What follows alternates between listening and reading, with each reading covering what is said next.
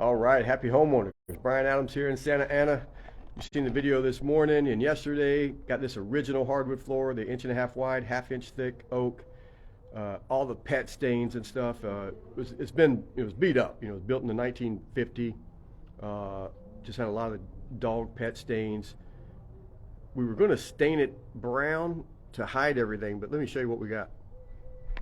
We ended up being able to make this thing so beautiful. Ready?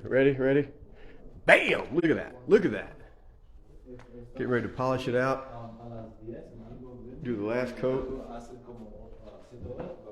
But remember, this entryway had all the lines from where it used to have tile. A lot of pet stains were through here.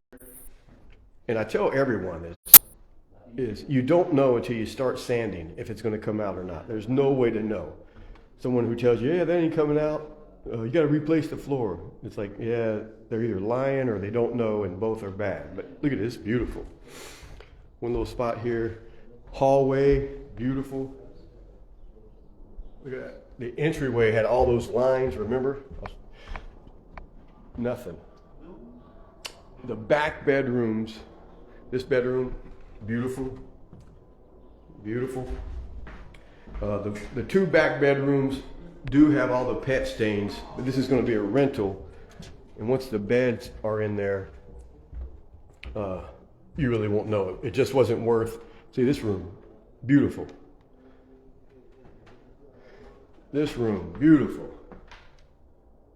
Couple little stains. This back room was the worst. It just wasn't worth staining the entire house dark brown because of this one room. Once the bed's in there, it'll be fine because this hallway's beautiful, entryway's beautiful, all of it. So again, guys, OnlyWoodFloors, you want to, there it is. Copy of our book, 9 Secrets to Refinishing Wood Floors. Reach out, let us know. See you on the next one.